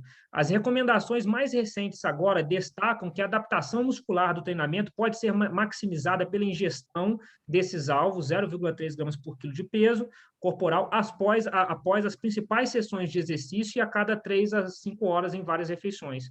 Então, ele fala a mesma coisa que o Sports Nutrition. Você tem que comer proteína de 3 a 4, 5 horas, variadas ao longo do dia, fracionadas ao longo do dia, e também depois do exercício, logo após o exercício. Estudos de treinamento longitudinal atualmente sugerem que o aumento da força e da massa muscular é maior com o fornecimento imediato de proteína após o exercício. Então, você tem que fazer a proteína após o exercício, é muito importante, mas não é mais importante do que fracionar a proteína durante o exercício, tá? E agora vamos falar de balanço calórico. Por que falar de balanço calórico? Se eu tenho um balanço calórico positivo, se eu como mais caloria do que eu consumo, eu vou engordar. Se eu for comer menos, eu vou emagrecer. E o controle de peso não é através daqueles milagres que se criam, aquelas teorias malucas de água com limão em jejum. Isso aí não emagrece ninguém. Tá? O que emagrece, isso são mitos criados porque favorece o marketing. Então, eu finjo que eu sei uma coisa que ninguém sabe, cria uma solução mágica e fácil para o paciente e ele me procura. Mas, na verdade, o que faz você emagrecer ou engordar é um balanço calórico. Agora, calorias são todas iguais? Não, não são todas iguais. Então, você tem que ter um balanço calórico de acordo com o que você quer, de ganhar peso ou perder peso, mas que seja adequado para você ter uma composição corporal boa. Senão, você pode ganhar peso mal e perder peso mal, né? Então, o balanço calórico positivo é importante para o ganho de massa magra. Se você tem um paciente que você quer que ele cresça músculo, é importante você dar mais caloria do que ele gasta. Senão, ele vai ter dificuldade de ganhar músculo, tá? Indivíduos pouco treinados se beneficiam de um balanço calórico mais agressivo. Então, o que é importante? Por exemplo, você tem indivíduos que estão começando a treinar, ou então que treinam muito pouco, sempre treinaram muito pouco, você pode fazer um superávit calórico de até 500 calorias, que ele vai ter ele vai ganhar bem, ele vai ganhar esse peso mais de músculo, porque você não consegue ganhar só músculo, você ganha um pouquinho de gordura também. Por isso que é melhor você primeiro fazer o paciente ganhar peso para depois emagrecer, porque no emagrecimento você consegue emagrecer 90% de gordura. E aí, quando o indivíduo é muito treinado, você não pode ser tão agressivo na quantidade de caloria acima que você vai colocar. Você tem que colocar um pouco menos, 300 calorias, senão ele vai engordar mal. Ele vai ganhar peso mal, e aí é engordar, né? Que é ganhar gordura. Então, você pode haver ganho de massa magra, de músculo, em dietas de pouca caloria. Então, eu tenho pacientes que eu emagreço eles e eles acabam melhorando o percentual. Eu tenho um paciente que eu atendi até ontem. Ele tinha 83 quilos, eu coloquei ele com 79 quilos. E ele aumentou massa muscular, ele ganhou mais de 1 quilo de massa muscular e perdeu mais de 3, 4 quilos de gordura. Lembrando então, que o músculo pesa mais que gordura, né? E assim, o que é mais importante você pensar é o seguinte, esse indivíduo, ele é um indivíduo que ele se alimentou bem e treinou. E isso eu maximizei. Por mais que ele estivesse perdendo peso, ele antes não treinava nada, então foi um estímulo já suficiente para ele crescer músculo. Ele tinha pouco músculo. Então, ele tinha um percentual de gordura de 23%, e depois de 2 meses, que ele demorou 2 meses para voltar, ele foi para um percentual de 16%, mesmo Uau, perdendo peso. muito bom, Entendeu? 16,9, mais especificamente. muito bom. Então, essa é a importância de você. Você pode fazer o paciente, é difícil, tá? São raros os casos. Esse cara é um caso raro. Esse é um cara que eu sentou na minha frente, eu sempre faço umas perguntinhas para saber se o paciente está seguindo a dieta. Eu pergunto: o que você comeu no café da manhã? E aí, no lanche da tarde, o que você comeu? E no almoço? Quem come todo dia a nossa dieta sabe falar de cor, porque está fazendo todo dia 2 meses aquele negócio. Então ele decora, não tem jeito. E ele sabe, me falou a grama, tudo certinho do que ele estava comendo. Então, é um cara que seguiu perfeitamente, não saiu do rumo nenhuma vez. Então, ele teve e acabou ele emagrecendo, e com mesmo emagrecendo, ganhou massa muscular. Então, é possível isso. É difícil. Não é o mais comum que você vê. Tá? E, lógico, você tem que levar a individualidade biológica do paciente. Então, você vai ter atletas que vão ganhar peso com muita facilidade, você pode meter caloria, que ele vai ganhar massa muscular. Tem atletas que vão fazer isso que aconteceu, o paciente perdeu peso e ganhou massa muscular, e tem atletas que não vão conseguir fazer isso de jeito nenhum, tem dificuldade gigante de ganhar massa muscular. E aí você tem a importância das vitaminas, tá? Vou passar rapidamente por isso. Vitamina D é importantíssimo no crescimento muscular e ósseo. Então, se é uma bateta de vôlei de quadra, pô, o cara não pega sol, o cara trabalha debaixo de quadro o dia inteiro. Então, você vai ter que repor vitamina D desse atleta. Você vai ter que fazer uma dose de reposição e depois de manutenção, que é uma dose menor. Dose de reposição, a gente costuma fazer 50 mil unidades por semana durante 8 semanas, e aí você consegue atingir uma quantidade de vitamina D adequada, e aí você faz manutenção com 1.000 a 2.000 por dia, tá? E aí esse atleta vai sempre manter a vitamina D dele boa, só que essa preocupação você precisa ter no vôlei de praia? Não precisa, né? Normalmente os atletas de vôlei de praia têm uma vitamina D muito boa. Então, sempre procurar com as vitaminas que elas têm relação direta com o rendimento. Aqui eu falo da importância da vitamina D no aumento da massa muscular, na função neuromuscular, em doença respiratória aguda, ela tem uma função muito importante na imunidade, tá? Mas, gente, outro mito que eu quero tirar de vocês: vitamina em excesso não faz bem, tá? Não é, você ter uma vitamina D de 35, uma vitamina D de 45, não te faz melhor, tá? Se você tem ela dentro do padrão ideal, dentro da quantidade ideal, não faz diferença você ter ela 35 ou 45. Ela vai te melhorar da mesma forma. O que faz mal é ter ela abaixo, e ter ela acima também faz mal. A vitamina D, por exemplo, abaixo, você vai ter menos músculo e menos massa óssea. Agora, você tendo ela acima, aumenta a calcificação de artéria e também lesão renal. Então, todas as vitaminas, tanto em excesso quanto abaixo, são prejudiciais para a saúde, tá? Então, você tem que só manter no padrão normal. Se esse atleta está com quantidade normal de vitamina, não adianta você suplementar, não adianta você fazer vitamina para ele. E os minerais, como ferro. Pô, ferro é um dos principais para a formação de sangue. E se você não tem uma hemoglobina boa, um hematócrito bom, dificilmente você vai conseguir render bem, porque o sistema aeróbico depende essencialmente da hemoglobina e do hematócrito, né? Perfeito, perfeito. Então, você vai ter uma preocupação muito com ferro nas pessoas que estão em crescimento, em fase de crescimento, adolescentes, que têm que consumir uma quantidade maior de ferro, e muito em quem é mulher. Tem um fluxo menstrual muito alto e vai perder muito sangue, com isso vai ter uma chance maior de perda de ferro. E vegetarianos, obviamente, né? Pessoas que têm treinamentos muito intensos e tudo mais. Treinamento em grande altitude, porque a altitude a gente precisa de mais hemoglobina, porque o sistema aeróbico é mais solicitado, tá? Normalmente, quem treina em altas altitudes ou quem nasceu em altas altitudes e nasce e vive lá, eles têm hemoglobina e hematócritos muito mais altos. Então, em atleta, muitas das vezes você tem que aumentar o consumo de ferro em até 70% das pessoas normais, tá? Chegando a 18 miligramas para mulheres e 8 para homem. O limite é 45 miligramas, você não pode passar disso. E isso aqui é a parte médica, né, que pode gerar uma doença chamada epididina, porque o excesso de ferro também é prejudicial. Isso aqui importa que vocês saibam, tá? E sempre ficar de olho na ferritina, que é a nossa reserva de ferro no sangue. Então, antes da anemia aparecer, a ferritina vai baixar. Hidratação importantíssima, para o rendimento, é o que eu falo para todos os meus atletas, hidratação é tão importante quanto a alimentação. Então, a hidratação vai alterar o rendimento. É motivo das nossas consultas, 10% das consultas de cansaço excessivo, a maioria das pessoas não consome a quantidade de água adequada e chegam muito fadigadas no nosso consultório procurando, e a maioria dos médicos também dão mole com relação a isso, não pensam na ideia da hidratação. A ingestão mais comum é de 1,2 a 1,5 ml por dia, 1.500 ml por dia, 1,5 litros, mas tem que ser mais. A recomendação é maior. Então, a atividade física intensa e estresse térmico aumenta a nossa necessidade a 4 a 5 vezes. Então, se a gente tem que ter preocupação com o paciente comum, ou com aquele atleta comum, ou com aquela pessoa comum, com relação à hidratação, com atletas tem que preocupar muito mais, porque ele vai queimar, ele vai eliminar líquido muito mais rápido. E quando você fala em desidratação acima de 2% do peso corporal, que é muito pequena esse tipo de desidratação, você já tem uma queda cognitiva. E essa queda cognitiva vai apresentar no atleta como um reflexo menor. Não quer dizer que o cara vai render mal para caralho, mas ele vai diminuir o rendimento que ele poderia ter. Então, essa queda cognitiva vai fazer com que ele escolha a decisão dele fique mais lerda, um pouco mais demorada. E quando a gente está falando de atleta de alto rendimento, o milissegundo faz diferença. Né? O detalhe faz diferença. Então, preocupar com reflexo, com agilidade, com velocidade de raciocínio. Desidratação acima de 6%, risco de morte. Olha só a importância disso. E a forma mais fácil de você ver se está hidratado ou não é pela coloração da urina.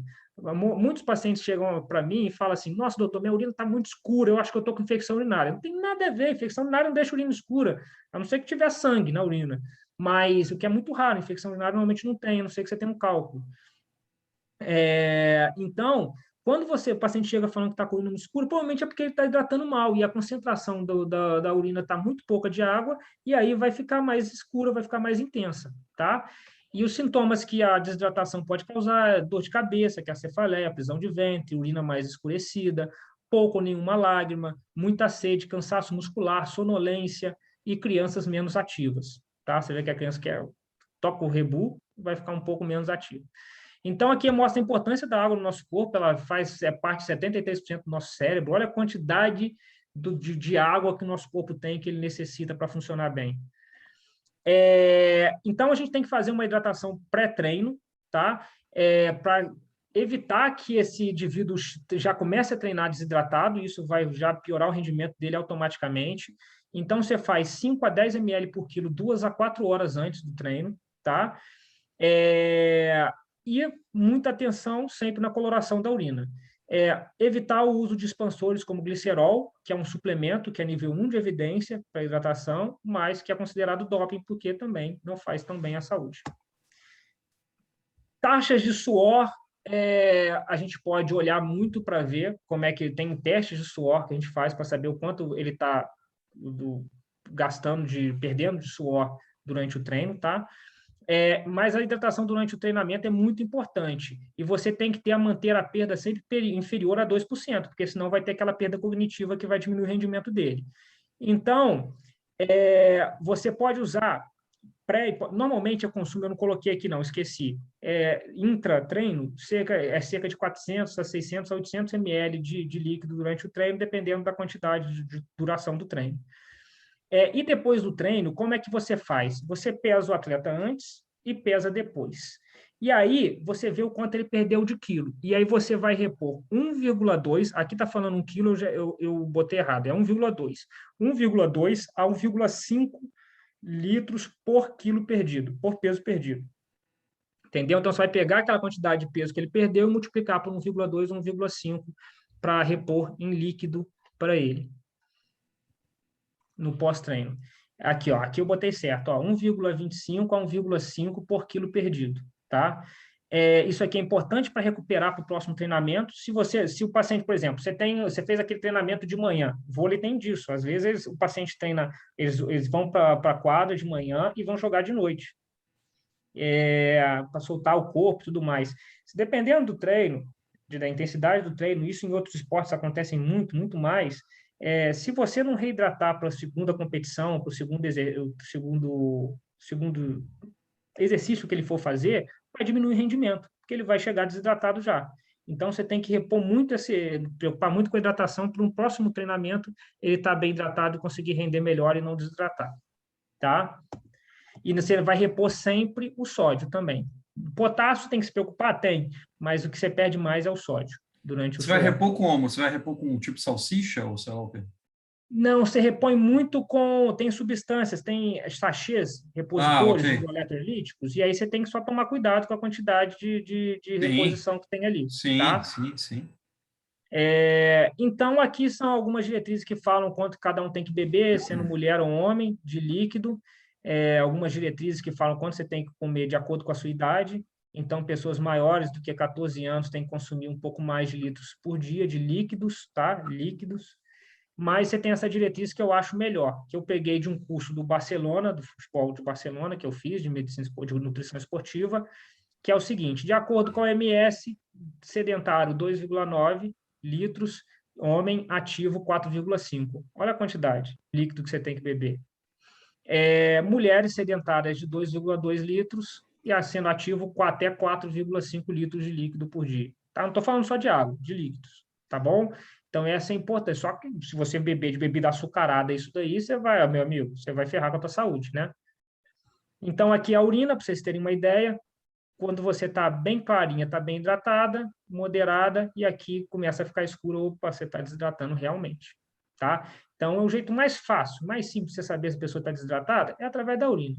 Pede para o seu paciente ou seu atleta ficar de olho na urina. E suplementação, vou passar rápido aqui sobre suplementação. Você tem outro, que é um mercado, isso vale dinheiro, né, gente? Então, vocês têm que tomar muito cuidado com suplementação, porque eles querem criar tudo falando que tudo funciona e sei lá o quê. Então, você tem diversos suplementos aí que hoje circulam na mídia, como whey protein, creatina, HMB, glutamina, tribulus, coenzima Q10, e eu vou falar um pouco deles. Esse aqui é a principal diretriz de nutrição esportiva que existe, tá? Sobre suplemento. Eles fizeram uma diretriz só sobre suplemento, botando níveis de evidências do Sports Nutrition. Então, essa é a mais importante diretriz. Você tem também do Comitê Olímpico Internacional e você tem do Australian Institute, tá? Que tem algumas diferenças, mas essa é a mais importante e essa última atualização que eu peguei para vocês é de 2018. Tá? Que mudou algumas coisinhas. Antes você tinha nível 1, 2, 3 e 4 de evidência, agora você tem nível 1, 2 e 3. Nível 1 de evidência quer dizer que funciona, pode usar, funciona. Nível 2 de evidência quer dizer que muitos estudos mostram que não funciona. Mas, como você tem alguns estudos importantes que mostram que funciona, você pode até tentar usar, tá? Mas só conta em risco. Botando para o atleta que pode ser que aquilo não funcione. E o nível 3 de evidência é que não funciona de maneira alguma. E aí, quais suplementos nós temos aqui que funcionam para crescimento muscular, muscle building, tá? Você tem só, que nível 1 de evidência, você tem só o HMB, creatina, aminoácidos essenciais e proteína, tá? São as únicas coisas. Proteína seria whey protein, por exemplo, mas qualquer tipo de proteína. Esses aqui são os níveis 1 de evidência para crescimento muscular. Nada mais tem nível 1 de evidência, tá? O resto é charlatanismo. Para ganho de performance, para você treinar melhor. Então, você tem outros suplementos que fazem com que você tenha um aumento de performance, como betalanina, que ela tem um efeito também tamponador e de um pouco de crescimento muscular também. Só que ela é muito cara e o custo-benefício dela, às vezes, nem é tão bom. Cafeína, que também diminui nossa percepção de fadiga, aumenta a nossa atenção com as coisas, com a nossa percepção, reflexo. Carboidratos, que é aquelas bebidas energéticas para repor da energia para a gente. Creatina, para melhorar nossa resistência em força, ganho de massa muscular em força. Então, creatina ajuda tanto na performance quanto no ganho de massa magra. Bicarbonato de sódio, como tamponamento em maratonistas, fosfato de sódio e bebidas esportivas, drinks esportivos, como Gatorade, por exemplo, tá? Então, isso aqui é nível de evidência, isso aqui pode usar. O que talvez funcione, tá? O ATP, isso aqui é um suplemento que você não encontra no Brasil, tá? Só nos Estados Unidos, como forma de energia, ATP. Então, melhora um pouquinho o muscle building, o crescimento muscular, mas nível 2 de evidência. BCA, meu amigo, para que você vai repor BCA no seu atleta? É nível 2 de evidência, tá? Então, ele poderia ter uma evidência. Mas na proteína tem. É rico em BCA. Na maioria dos whey proteins, eles são riquíssimos em BCA. Para que você vai fazer? Carne é riquíssima em BCA. Para que você vai fazer o paciente gastar 2 vezes comprando BCA? Tá bom? O nível de evidência que ela tinha com relação a diminuir fadiga central já foi descartado. Não existe. Tá? E mesmo assim, mesmo que existisse, esses alimentos são ricos em BCA. Tá? E ácido fosfatídico. E você tem outros aqui também que melhorariam a nossa resistência, como o glutamato, ácido araquidônico, o BCAA, que é nesse da fadiga central, aminoácidos essenciais, glicerol, HMB, nitrato, fazer carboidrato pós-exercício e a proteína, quercetina e taurina. Então, você trabalhar nesse meio aqui, eu não acho errado, tá? Eu não acho errado. Você, de vez em quando, para uma pessoa ou outra, você pode acabar vendo benefício. Então, você usar o nível 2 de evidência, eu uso. Eu uso nível 2 de evidência.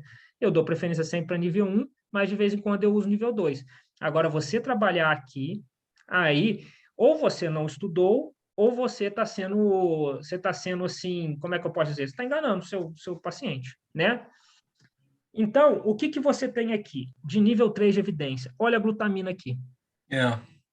Glutamina é um aminoácido não essencial, nosso corpo produz ele. Para que você vai repor isso? Se a pessoa está comendo a quantidade de proteína adequada, ela sempre vai ter uma quantidade de glutamina boa.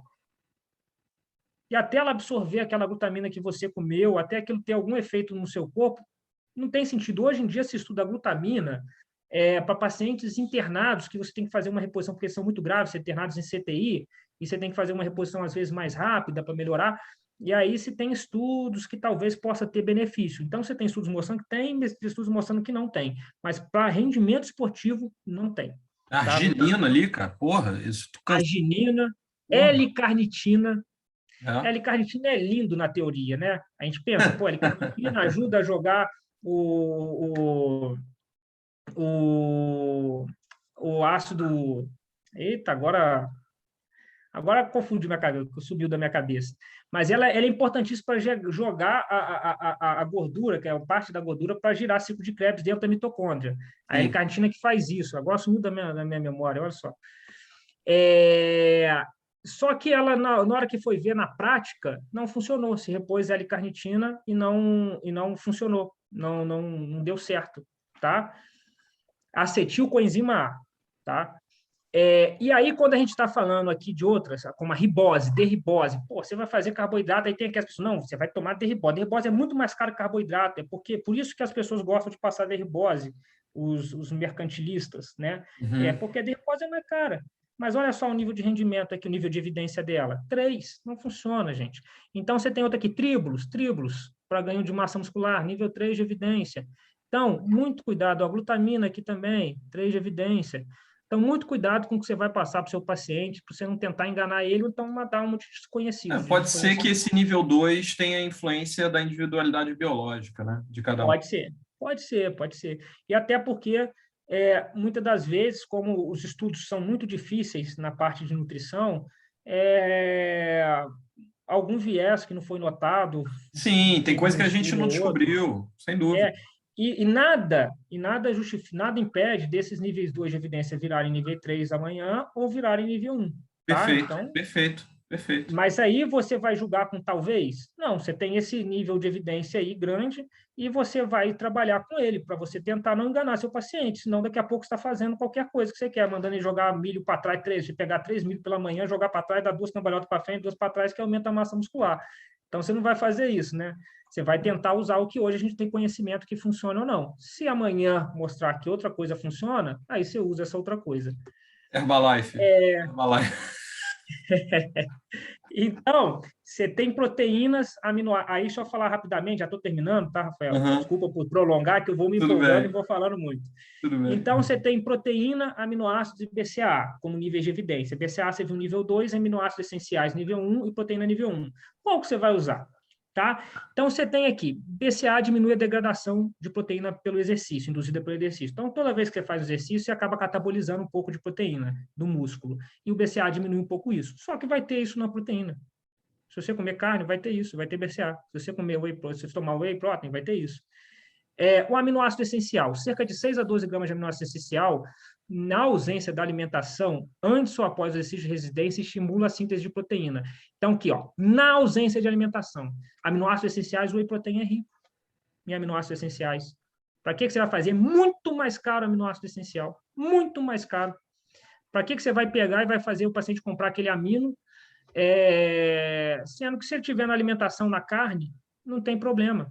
Tá? Ele vai ter bastante aminoácido essencial e no treinamento vai ter esse aumento de síntese proteica.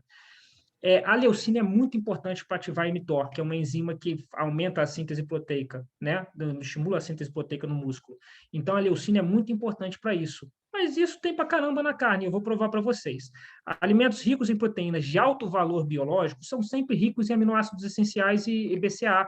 Então, se você pegar uma carne, um alimento, uma proteína qualquer, que ela tem alto valor biológico, ela sempre vai ter bastante aminoácido essencial e BCAA. Você não vai precisar repor. E os whey proteins têm alto valor biológico, são proteínas de altíssimo valor biológico. E aqui tem um estudo citado na diretriz do Sports Nutrition que compara o aminoácido essencial com o whey protein. Então, a ingestão de proteína do soro do leite, que é o whey protein, em idosos, resulta maior acúmulo de proteína muscular que a ingestão de aminoácido essencial. Então, você tem mais proteína intramuscular quando você toma o whey protein do que você quando toma o aminoácido essencial. Então, para que você vai gastar mais no aminoácido essencial? Tá? Com a desculpa de que tem leucina. Porque a desculpa normalmente é essa. Porque a leucina tem um fator importante, ela ativa a mTOR que vai fazer com que aumente a síntese proteica intracelular, né? Só que olha só, no atum, 180 gramas de atum, olha quanto você tem que comer cerca de 5, 6 gramas, de 3 a 6 gramas de leucina por dia. Olha só, o atum já tem 3,7, 3,700 miligramas 3 gramas quase 4 gramas de leucina. Olha o peito de frango, 120 gramas de peito de frango, já tem. Se você comer peito de frango no almoço, no jantar, você já tem aí a quantidade de leucina ideal para você ter a síntese proteica maravilhosa. Sem contar as outras proteínas que você vai comer. Você não vai comer só no almoço, no jantar. Você tem que comer no lanche da tarde e você tem que comer no café da manhã. Então, olha isso aqui. Olha a clara de ovo, olha a carne bovina, olha a mussarela. Então, tudo isso vai ser rico em leucina. Não precisa repor, fazer o paciente gastar fortunas e fortunas, tá? Então, isso é muito comum hoje, como a medicina ficou muito mercantilista, você vê aqueles médicos que passam aqueles manipulados, o paciente gasta R$1.000, R$2.000 naquela porra, desculpa o vocabulário, mas gasta R$1.000, R$2.000, gasta uma fortuna naquelas medicações que tem isso daí. Tem um monte de efeito placebo, tem L-carnitina, tem tudo. O HMB, muito importante, né? É um metabólito da leucina, então ela vai ser muito importante para a síntese proteica, é nível 1 de evidência. O HMB, ele tem um lado ruim, ele é muito caro para não fazer tanta síntese proteica, tá? Ele funciona muito bem em quem é destreinado ou idoso, para evitar a perda de massa magra no idoso. Então, para quem treina pouco, para quem já está começando a treinar, ou para quem é idoso, o HMB vai funcionar muito bem. Mas um negócio desse HMB é 160, R$200. Então, realmente é caro e a eficácia para quem treina muito, para quem já é bem treinado, não é tão grande. A creatina é o com efeito ergogênico maior, né? É o que é o suplemento mais estudado e o que a gente vê que tem um efeito ergogênico maior. E no vôlei vai ser o principal utilizado, porque vôlei é de esporte de anaeróbico alático. Anaeróbico alático a gente usa o quê? Fosfocreatina. Então, se você mantém suas reservas de creatina sempre muito altas, você vai ter mais energia para praticar esse tipo de esporte. Então, olha a importância de você entender qual o substrato energético você usa no seu exercício para você saber qual suplemento é eficaz. Para o maratonista, a creatina vai ser tão eficaz? Não vai ser. Você faz uso antes ou depois do treino? Não faz diferença porque ela funciona como dose de acúmulo. Mas aí tem um macete. A creatina, ela é o seguinte, naquela célula, ela vai caber só um tanto de creatina. Não adianta você ficar repondo quantidades absurdas de creatina, porque aquilo a célula só aguenta aquele tanto. Então, você faz uma dose de acúmulo inicial, tá? Que pode ser de 20 gramas de creatina, e aí você acumulou, você encheu aquela célula no máximo de creatina que ela aguentaria, e aí depois você só faz a manutenção, com 4, 5 gramas, de 3 a 6 gramas de creatina, para só não deixar manter ela sempre cheia. Você já não precisa encher ela mais, ela já está cheia, você só vai manter ela, você vai fazer dosagem menor. Então, ela funciona por dose de acúmulo, não importa o horário que você tomar. Só que o que acontece? Foi percebido que a absorção de creatina é melhor e o crescimento muscular é maior quando você come a creatina junto com proteína e carboidrato com índice glicêmico alto. Então, eu faço muito no pós-treino do meu atleta um carboidrato índice glicêmico alto, um suco de laranja, uma dextrose, um malto, junto com whey protein, porque o que acontece? Quando você toma carboidrato de índice glicêmico alto, sua insulina aumenta. Insulina é o quê? Anabólico. Quando você toma glicose de alto índice glicêmico logo depois do exercício, você diminui a degradação muscular, porque você vai repor o glicogênio antes do seu corpo ter que quebrar músculo para poder formar. Quando você faz um índice glicêmico alto, você aumentando a insulina ajuda a puxar a proteína e a creatina mais para a célula. A insulina leva mais, então aumenta a absorção tanto da creatina quanto da proteína. Então, é uma estratégia que eu uso muito, usar a creatina no pós-treino, tá? Isso aí que eu estou falando para vocês é uma coisa que eu dou nos meus cursos. Então, vocês aproveitem essas informações, tá? Que elas são, poucas pessoas dizem, e são informações que estão nas principais diretrizes do mundo sobre nutrição esportiva. Então, suplemento nutricional mais ergogênico vai ser a creatina, tá? Principalmente para ganho de músculo e principalmente para força, para competições de força. Por que não adianta comer carne? Você tem que comer 1 quilo de carne para conseguir 4 gramas de creatina. Então, tem creatina na comida? Tem. Mas você conseguir comer a quantidade de carne suficiente para você repor a quantidade de creatina é complicado, tá? Então, infelizmente, a creatina é um suplemento que a gente tem que repor, que a gente consegue pouco no alimento. Consegue, mas não com a necessidade, às vezes, de hipertrofia que a gente quer, né? Então, ela é segura para doentes saudáveis. Então, isso aqui é de acordo, tá, com o Sports Nutrition. Então, já foi visto segurança para doentes saudáveis, para as pessoas doentes e saudáveis, segura para criança, adolescente, adultos e idosos. Então, não precisa ficar preocupado. A creatina dá insuficiência renal? Não dá. Acompanhamento aqui, ó, segurança no uso de 30 gramas. Um estudo mostrou segurança no uso de 30 gramas por dia durante 5 anos. Tá? Qualquer coisa em excesso vai ser prejudicial, mas não precisa ficar preocupada que aquela dosagem, 5 gramas, 6 gramas por dia, vai causar algum malefício para o seu paciente lá que é saudável, ou que é criança, ou que é doente, não vai fazer, tá? Evita exagerar, não.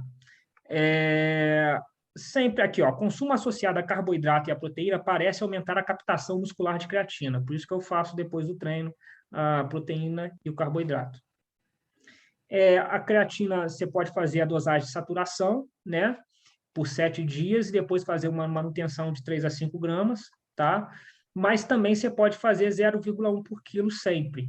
Então, por exemplo, passou de 70 quilos, você pode fazer 7 gramas sempre, ao invés de fazer a dose de saturação na primeira semana. Você tem a beta-alanina, que tem um efeito tampão muito bom, porque ela tem ela aumenta a síntese de carnosina, que é uma substância que ela faz um efeito tampão intracelular muito grande. Então, aquela acidose formada pelo piruvato e excesso de ácido lático intracelular diminui, tá? Então, para aqueles exercícios anaeróbicos láticos, ela é essencial, ela é muito importante. Para anaeróbico alático, não, tá? E também, teoricamente, aumenta o ganho de massa muscular. E aqui eu questiono sobre o uso de 3 gramas só de beta-alanina por dia, porque nas diretrizes não falam isso, falam em dosagens maiores, 4,5, 6 gramas, até 12 gramas por dia, tá?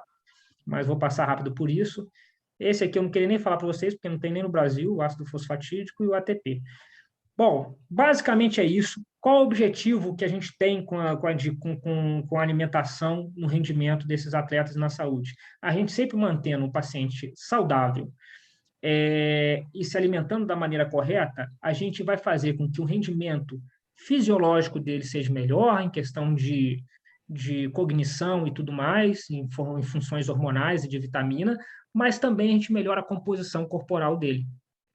Então, tudo isso é focado na composição corporal. E aí vocês vão ter que analisar essa composição corporal, que vocês podem ver. O que é a composição corporal? É você saber o quanto aquele paciente tem de músculo, ou quanto aquele peso que aquele paciente tem. É de músculo, gordura, na verdade a gente fala massa livre de gordura e massa gorda, tá? Porque a massa livre de gordura pode ser músculo, osso e vísceras, por exemplo, e órgãos.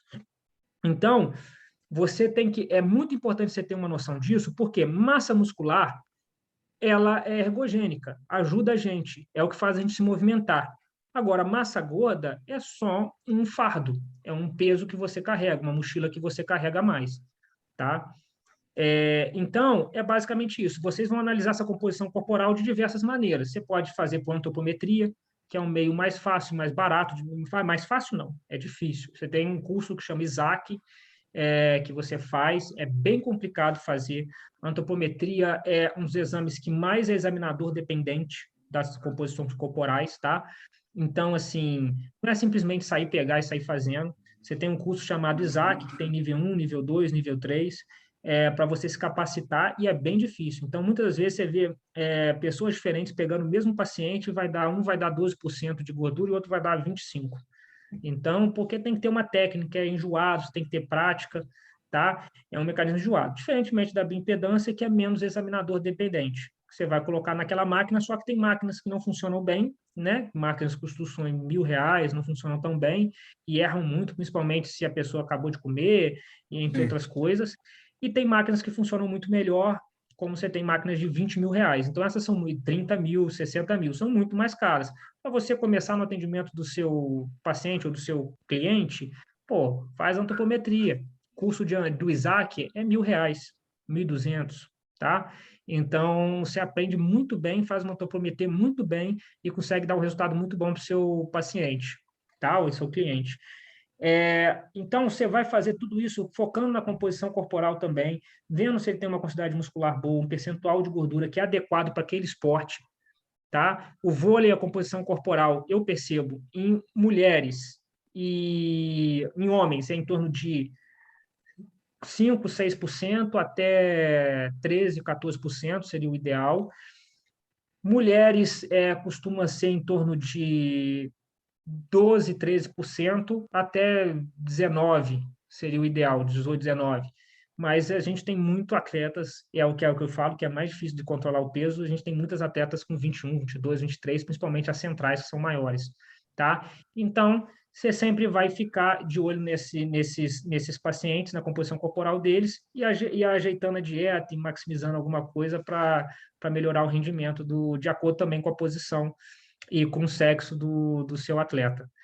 E é isso, galera. Basicamente é isso. Ficou um pouco mais prolongado do que eu pensei, mas espero que vocês tenham gostado. E qualquer dúvida, eu estou sempre à disposição. Pode me perguntar, me procurar no Instagram, pode me procurar por via do Rafael, tá? Espero que vocês tenham gostado e aproveitado aí. Ô, Selênio, muito obrigado. Foi uma palestra muito, muito rica, muito interessante.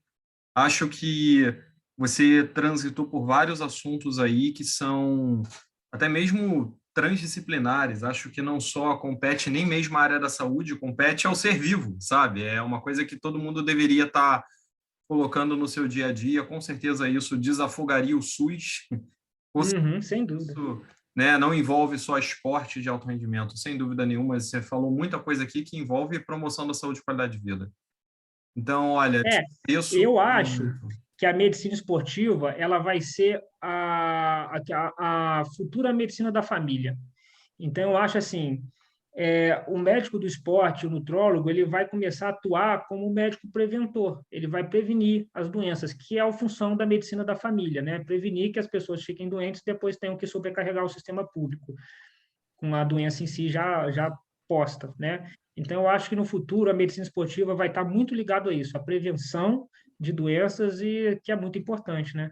Pô, muito interessante sua colocação. Vou pensar um pouco sobre ela. Muito bom. Legal, gostei. Bom, novamente, cara, Deus abençoe, muito obrigado. A todos que nos assistiram, muito obrigado. Fiquem em segurança, passem bem. Forte abraço. Um abraço.